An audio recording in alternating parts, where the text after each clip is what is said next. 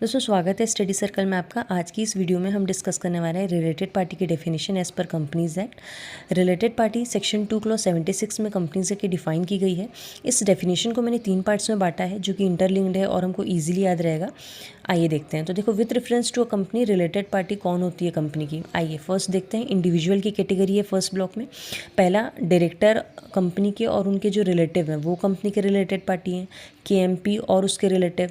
अगर कंपनी की कोई होल्डिंग कंपनी है तो उस कंपनी में जो डायरेक्टर और केएमपी और उनके जो रिलेटिव है वो भी कंपनी के रिलेटेड पार्टी होंगे। तो ये इंडिविजुअल कैटेगरी है, ईजी था। रिलेटिव भी कंपनीज एक्ट में डिफाइन किया गया है। आइए डिस्कस करते हैं रिलेटिव कौन होते हैं। तो सेक्शन 2 क्लॉज 77 में रिलेटिव को डिफाइन किया गया है। रिलेटिव को आपको इस तरीके से याद करना है कि जो भी आपके एकदम क्लोज होते हैं, लाइक हमारे पेरेंट्स हो गए, हमारे चिल्ड्रन हो गए, सिबलिंग्स हो गई, ये सब हमारे रिलेटिव हैं, है ना। और इसमें इनके स्टेप भी इंक्लूडेड किया जाएगा, ठीक है। और स्पाउस भी रहेगी हमारी।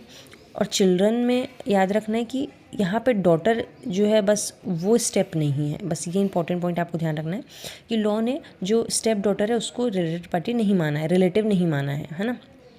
और आखिरी में जो सन की हमारी वाइफ रहेगी और डॉटर का हस्बैंड रहेगा वो भी कंपनी मतलब रिलेटिव है, तो कंपनी के लिए रिलेटेड पार्टी होगा। केएमपी जो है, केएमपी में कौन आएंगे, CEO, CS, CFO, WTD, MD and in their absence जो मैनेजर रहता है वो भी आ जाएगा केएमपी में। अब दूसरी कैटेगरी आती है जिसमें डायरेक्टर या केएमपी का इंटरेस्ट आ जाता है ना। दूसरी ब्लॉक वो बन रहा है। आइए डिस्कस करते हैं। ऐसी कोई पार्टनरशिप फॉर्म जिसमें हमारी कंपनी का डायरेक्टर या फिर मैनेजर या फिर उनके रिलेटिव जो है पार्टनर होते हैं, तो उस पार्टनरशिप फॉर्म को कंपनी के रिलेटेड पार्टी माना जाएगा।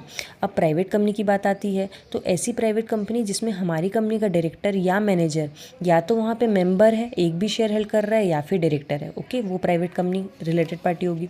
अब कोई भी ऐसी पब्लिक कंपनी, उस पब्लिक कंपनी में यदि हमारी कंपनी का डायरेक्टर या मैनेजर या तो डायरेक्टर है और साथ ही साथ होल्ड करके रख रहा है अपने रिलेटिव के साथ 2% और more than 2% of its paid up share capital, यदि वो दोनों ही कंडीशन सेटिस्फाई होगी तो उस पब्लिक कंपनी को कंपनी की रिलेटेड पार्टी माना जाएगा। उसके बाद कंपनी की holding company, subsidiary, associate company, इनको भी रिलेटेड पार्टी माना जाएगा। और फेलो सब्सिडरी को इंक्लूड किया गया है। फेलो सब्सिडरी का कॉन्सेप्ट दोस्तों ये होता है कि यदि ए होल्डिंग है बी और सी की, तो बी और सी में जो रिलेशन है ना, मतलब ये दोनों सब्सिडरी है की, तो बी और सी में जो रिलेशन होता है इसको फेलो सब्सिडरी का माना जाएगा। ये दोनों भी रिलेटेड पार्टी होंगी एक दूसरे के लिए। अब ये लास्ट वाला जो होता है दोस्तों, ये अगर कोई भी बॉडी कॉर्पोरेट जिसके board of directors, MD, manager मतलब कस्टमाइज है हमारे कंपनी के डायरेक्टर के इंस्ट्रक्शंस में काम करने के लिए, तो वो हमारी रिलेटेड पार्टी होगी क्योंकि वो हमारे हिसाब से काम कर रहे हैं। या फिर अगर हम किसी की एडवाइस या इंस्ट्रक्शन के हिसाब से काम कर रहे हैं, किसी भी पर्सन, तो वो हमको एडवाइस दे रहे हैं तो हम उसके रिलेटेड, वो भी हमारे रिलेटेड पार्टी हो जाएगा। दोनों में प्रोफेशनल कैपेसिटी में दिया जा रहा है तो उसको इंक्लूड नहीं किया जाएगा।